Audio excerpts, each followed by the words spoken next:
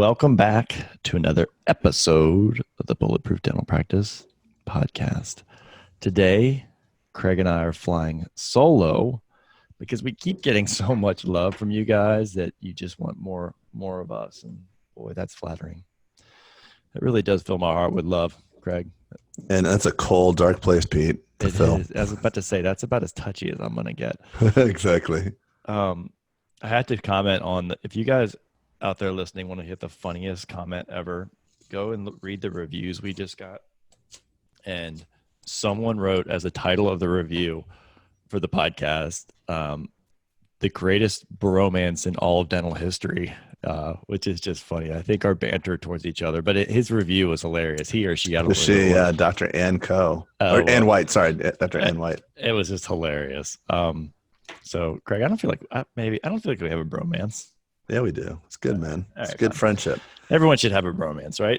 Yeah, I sent you that little thing that you need to have your venting friends. You need to have a friend that you can talk about what's going on, what's challenging you, Yeah, that gave me Sweatyback when you emailed me like something about like, oh, you should have a venting friend, and it seemed like it was like, I don't know. I get uncomfortable with touchy stuff like that. And hence the Sweatyback topic of today, right?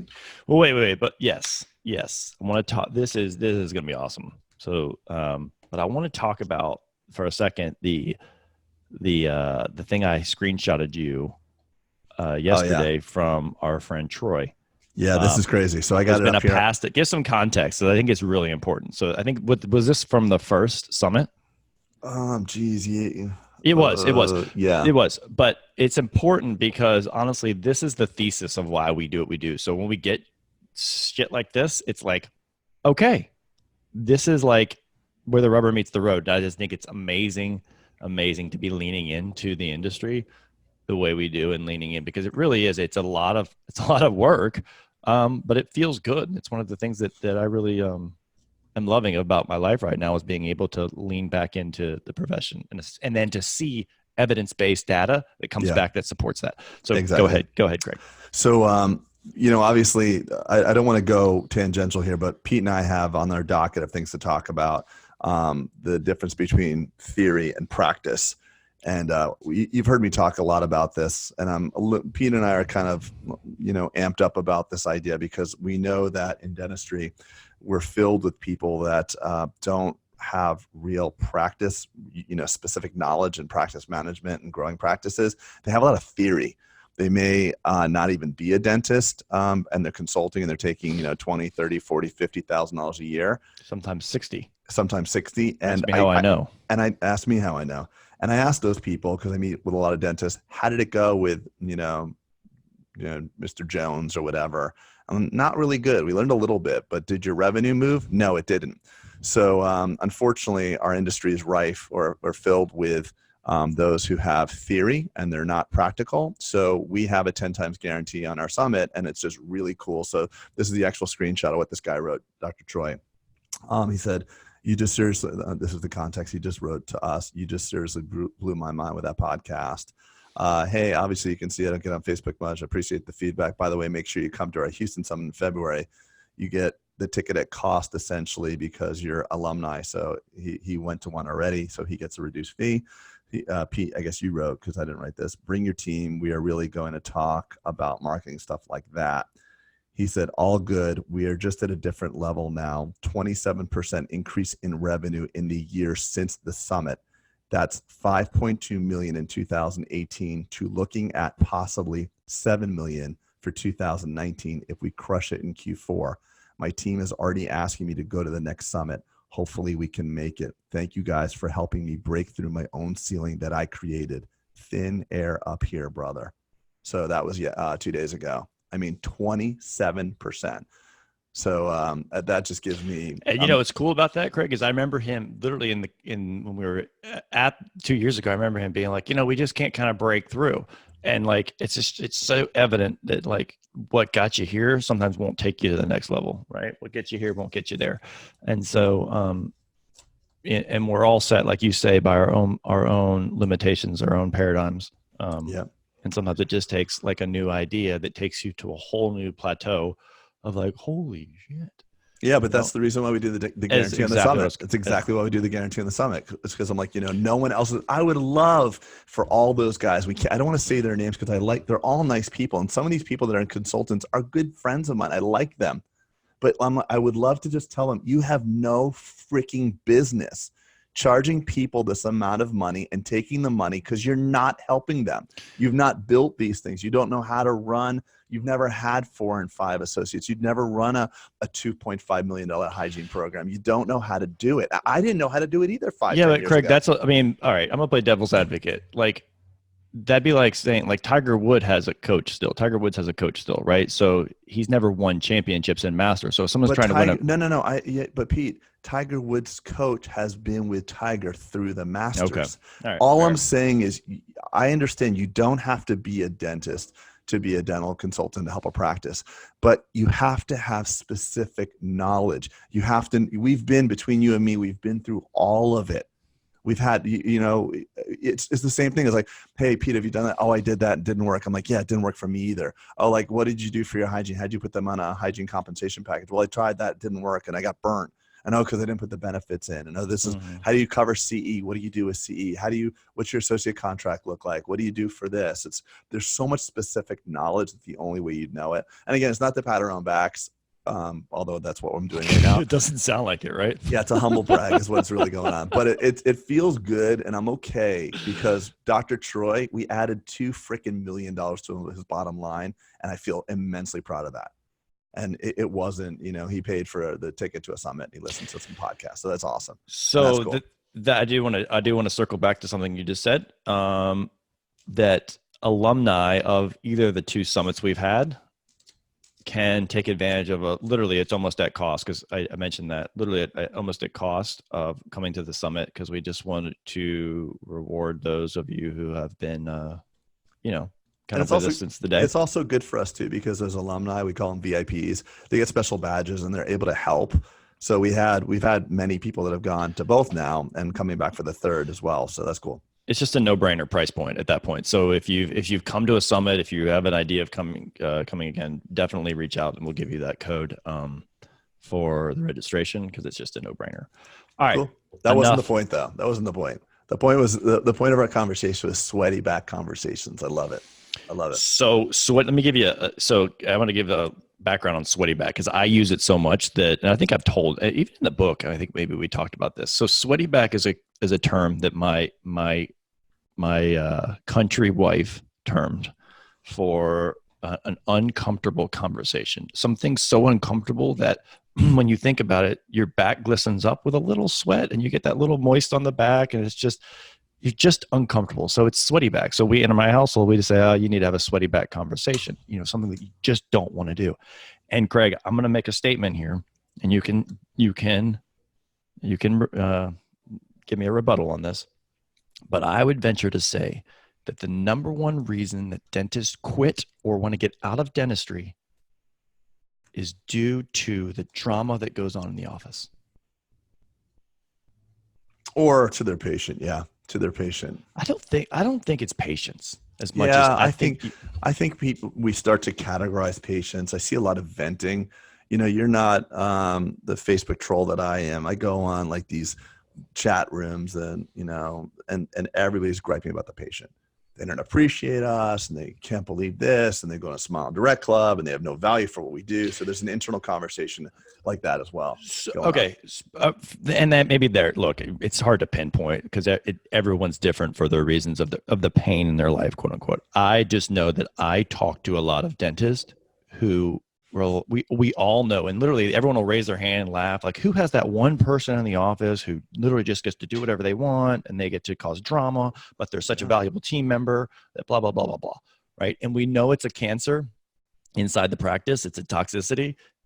And we don't do anything because we don't want to disrupt the apple cart because we're afraid that if we lose that person, oh my gosh, it's a nuclear fallout. We're going to lose all our patients. We're going to lose all revenues. We're going to be broke. Like, we're thinking like doom and gloom, right? We're almost, it's the tail that wags the dog. Oh yeah, man. And so my point of saying this is I just had some experience recently where there was someone who I was literally too afraid to let go. in the same thing. I mean, I fall victim to this stuff just the same way when I talk to people, right? And so I was too afraid, but it happened, and Did you let that person go? I did. Okay. I did. What did you think was going to happen by letting this person go? A mutiny. Got it. I thought there'd be, fallout from a community standpoint, fallout from a business standpoint. I thought there'd be a lot of aligning with that person. And what's happened was it was destroying the culture. It was toxic to the culture of that area, the practice. And it's been good. So I'm going to read you a quote here, and this is by Tim Ferriss. Okay. It's a person's success in life can usually be measured by the number of uncomfortable conversations he or she is willing to have. Tim Ferriss. So yeah, you get what you tolerate in all aspects of your life. You get what you tolerate. It's like with your children too. Like you want your children to love you. You're working hard. You're at the office till 5:30, 6 o'clock. You miss Little League. You feel like a shitty dad or shitty mom. And what do you do instead? You buy Johnny like whatever he wants because you have this guilt. People do we tend to want to be liked or be pleasers, and we'd rather not stand up for the principles and do what's we'd rather not do what's right. What's wrong with your dog? I don't know. He goes crazy sometimes. So I totally agree with you that so let me give another example too of something that I just got. I was overwhelmed last week from an HR perspective and dealing with stuff. And I finally adopted like the seek and destroy the elephant in the room mentality. And let me tell you how. So there was some drama going on, and drama, if you think about it, we tolerate it a lot in dentistry. So one person will come talk to you, right? And then you have to go to talk to that person. And it's like you play the intermediary in a lot of this drama, unfortunately, as the doctor. Which is a bad move, by the way. It's super bad. And I start thinking about it from a business perspective. Think of all the time. And by the time it gets to you, it's probably been through 10 or 5 employees, right? So there's 2 people's time having a conversation about something that has nothing to do with the business of what they're there to do, right? Times 5, which has multiple ramifications in the business. Then it finally gets to you, and then you have to deal with it and hear one person's side of the story and the other person, and it just becomes this dramatic, something bigger than it needs to be. But it also plays into the psychology of the people that are reporting it. It's actually like the workplace is like a bunch of kids. Like when your kids, like when Amzi hits Atlee or something, like Amzi hit me, no, and whoever gets there first, they try to like get their story heard, and everybody devolves into like children. Like adults don't do that. Like when you have a problem with me, like, hey Craig, when you said that, it upset me or whatever, like and then we talk it out. But if I went to your wife to tell you that, by the time I get to you, you and I are not going to be on speaking like rational terms. So it's not even that it's inefficient. It actually makes the process caustic. If I go to somebody, that next person's victimized. So if you have Joanne in your office and Diane comes to you and said, hey, I got to talk to you about Joanne. Now Joanne is super pissed. You went to the boss to talk about me? Right. And it's not even an inefficiency. Now Joanne's a victim. So like you can't get involved. We have a rule in our office, direct and open communication. You can't go to somebody else. And if somebody else goes to me, I'm like, Joanne is not here right now. I'm going to bring you over to Joanne. You have to have the Sweatyback conversation. And there it is. I will make you have it. Because now I'm part of the gossip. If you call me up and say, hey, Pete's an asshole, he did all this stuff, I'm like, no. I'm getting Pete on the phone right now because I'm not going to hear this. Even if I hear it, I substantiate you. Pete feels victimized because I'm like, hey, man, I had this 1-hour conversation with my buddy Josh. He says you're an asshole. You'd feel terrible. Right. You'd be mad at me. Well, what do you mean 1 hour about me? What did you guys talk about? So therein lies what you should do, I think. And I haven't always done that, just in full disclosure. Oh, me neither, I've listened man. to I'm people worse than talk, you, man. And then, but I finally had, because I had limited bandwidth last week, and a lot of it I was kind of getting, I had to deal with 3 distinct independent issues of stuff like that. And I finally was like, you know what? Because of my intolerance for time, I said, you know what? And I pretty much walked that person over, and I played the intermediary in resolving this, because I did not have the time to hear your side and then go hear your side and then come back and hear, talk to person A again and then confirm the person. I just said, we're getting in a room. And I mediated the resolution. I asked the questions. I said, how does that make you feel? What she just said, the response was not so good. I said, okay, what is your response? Blah, blah, blah. In 15 minutes, it was squashed. They were hugging. Yeah, of course. Yeah. And I was done. Yeah. And I thought to myself, why have I avoided that sweaty back conversation or putting others in a sweaty back conversation? Because everyone wants resolution and peace as quick as possible, but we just sometimes don't know how to get there. Well, people are hurt and they get stuck. They get stuck in being hurt. So seek to destroy the elephant in the room. We all know when someone's uncomfortable or when there's drama or when people aren't getting along. As leaders in the practice, is probably those of you listening to your leaders in your practice, whatever that is, whatever context that is in your practice, identify that and seek to resolve that as quick as possible. And like Craig said, the quickest way possible is getting all the actors in the room and identifying what happened. And if you have to play judge and jury and mediator and help facilitate it, okay, great. Maybe that's the job as the leader. Would you agree, Craig? I just think you never want a job that you don't want to get a job that you really don't want, or you don't want to be assigned a job you really don't want. And I think that there's an incumbent responsibility on your team to act as adults, and you have to adult. And going to your boss and telling them the problem and not going to the party is a childlike behavior that's caustic.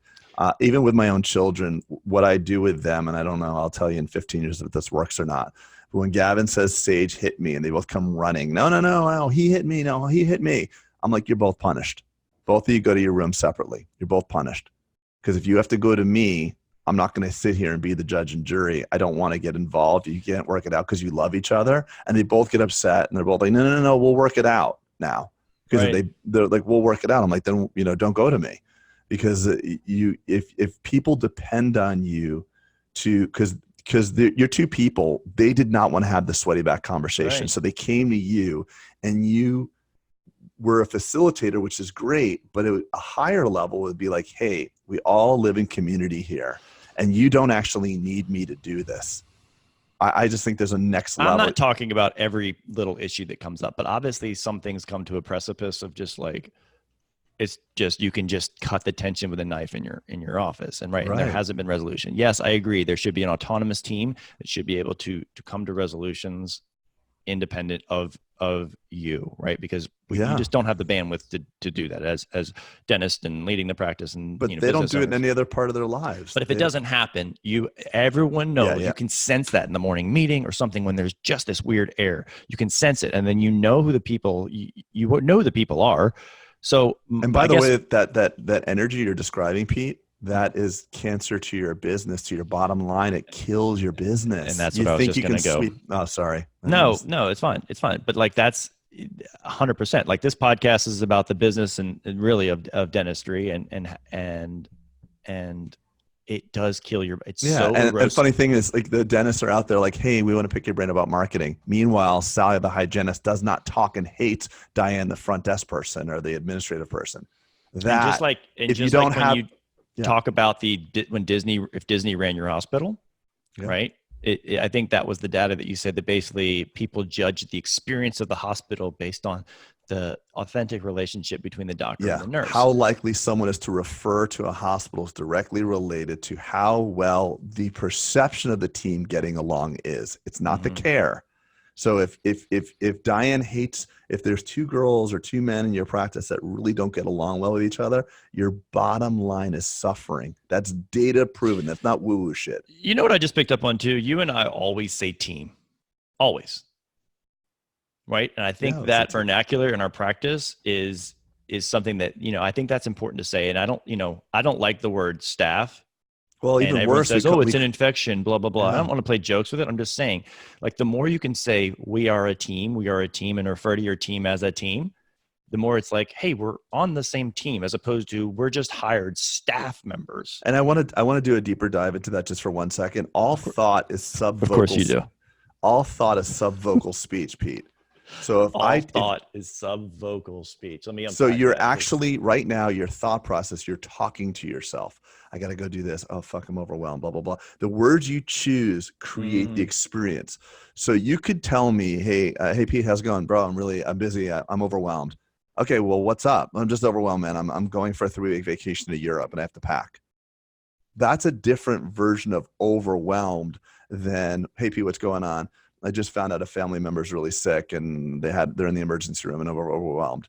But yet we use the same word because we have like 10,000 emotions or 20,000 emotions, but maybe only like 5 or 10 words to describe those emotions. So we funnel our emotional experience into a word, and the words we choose carry weight. So you could say, hey, Craig, I'm short for time. I'm going away. All I'm trying to say is that staff, I don't want to be your staff, Pete. We're friends.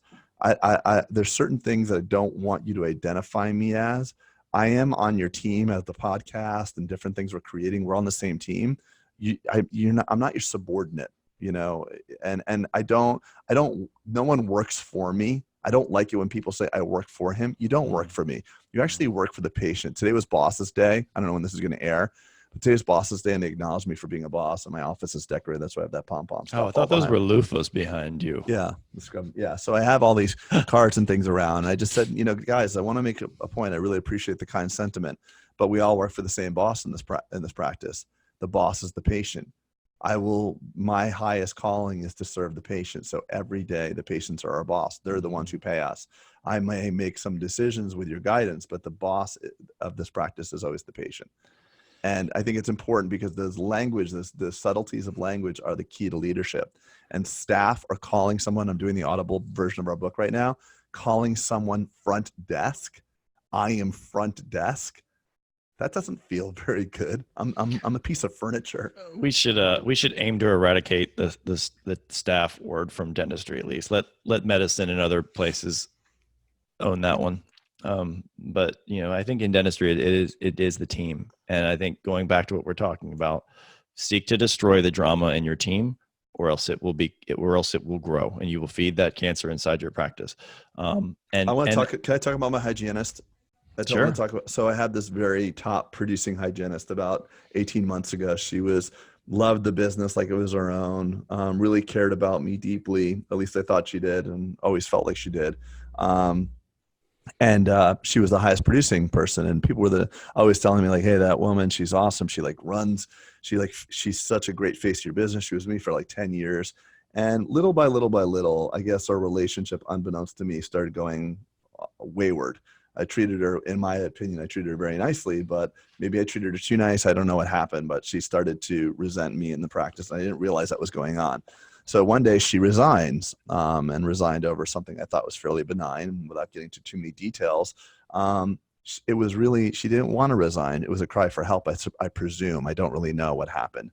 But my fear was she was causing some strife for me and the team, and I didn't want her to go because she was the top producing hygienist. She was literally producing more than anybody else. And my fear when she resigned was that this is the end. Like that was our hygiene, our leader, our number one producer. And I said, our department will never do quite as well again. And of course I was sad because I cared about her as a person. But lo and behold, a year later, the hygiene department is doing better than it ever has. And the team is saying it created so much space for us. Yeah, we couldn't grow because we felt like it was a vacuum. It was a vacuum. It was a power vacuum. And she took up a lot of the oxygen in the room, and it didn't allow people to grow. And I think that we all have this specific idea of what leadership is. It's this powerful man or powerful woman that's leading. And did you tiptoe around her for fear of her leaving? Yeah, you did. Yeah, right. So it made your quality of life go down. Well, you compromised every day with this person in the office because she was the big producer. Yeah. And now, I didn't. When she resigned, I was really upset. I was like, "Oh my God, this is terrible." And I even said, like, "Hey, can we talk about this?" No, we can't talk about it. We're good. We're gonna be fine. I'm like, "Okay, fine." So I didn't. When someone tells you that, but nevertheless, my thought process was like, this is really, really bad. And what wound up happening was created space. And we all think of leadership as dominant energy, but sometimes leadership is just stepping back and creating more space. And now, so she was the top producer. She always produced the most amount of money, like 20 something every month, like 22, 24. And now we have 3 providers or 4 providers that are all producing more than she used to. So she was like the 23, and then we had a 15 to 12. Now we have all independently, meaning independently. So we grew 4 people that were here that have grown now in that wake of that space into something bigger. And it's just very interesting. And I guess the point of the long-winded conversation is we fear what we don't know. And we fear having the conversation because we think that no one else notices that we're letting these people letting the tail wag the dog. But it's your unconscious leadership that you're not taking care of the group. The leader's supposed to take care of the group. Leaders eat last. The leader eats last because when the group is fed and everybody's fed, then the leader can sit down and eat. But then when there's a scarce amount, the team will then say, hey, leader, take my food. You earn it. You pay it forward. So you have to have the big conversation, the hard conversation, because you're really not just taking care of yourself, you're taking care of your team as well. Yeah. Was that too much of a ramble? No, I think it's. Can I get a witness? You can get a witness. You can get a witness. That's a great story, and I think it's a great lesson. And I got nothing else to add other than your hygiene team has seemed to be, because I know some data and I get to see some stuff that's going on. Yeah, they're going to be with your team this weekend at that conference. Oh, you decided to go to that? Yeah, 3 of them are going. We need to do another podcast on that, like high performing hygiene teams. Yeah, Pete was like looking at my numbers, like, bro, you have a $2 million hygiene practice. I was like, Pete, let me see those numbers. I'm like, you do too. You have even more. So he's like, holy shit, we have that. Like, that's something really important because an engaged hygiene team is just magic. And I have a lead. Oh, you want to hear something crazy? By the way, in my vision from 2008, I wrote it in my vision. I think it's the strongest pillar in the practice. Without a doubt it is. Yeah. Without a doubt it is. And so to lean into and support these, and I think we should actually have a whole podcast on that, is like unpacking that journey into the numbers that you just alluded to. And by the way, for Summit to February Summit, I want to build out a spreadsheet, the ones that you and I use, and get your hygiene team producing, like, because you and I have hygienists that make 6 figures. And everybody's like, that's crazy. What are you doing? But they're not exceeding that 30 to 33% of their collection. So who cares if they're making 150 or whatever? As long as the practice is winning as well. As long as it's a triple win. I always talk about the triple win. Yeah. Right. As long as everyone wins, then everyone. I mean, as long as the result is everyone winning, then right. it's sustainable. And we built models that hurt us both and corrected them. So that let's do that at the summit. Yeah. I like to add that in and really unpack that. I think that's. And by the way, if we can grow the hygienists the way we've grown our teams, that's worth your summit tuition in and of itself. So if you get nothing else but that, it's worth. Yeah. And we've done it. We've done it before. That's stating it lightly. I've taken hygienists that are 12 and 14 a month, and they're all doing 25 a month now, and patients are happy. All right, pal. The care they need. I got to run. That was a short and sweet. And, hey, by the way, Pete, one last thing too, and this is really the last thing. I know we've been talking about it, but I know you and I are both interested in any doctor that's listening to this to apply, because I know you're building more offices. We're expanding our hours over here.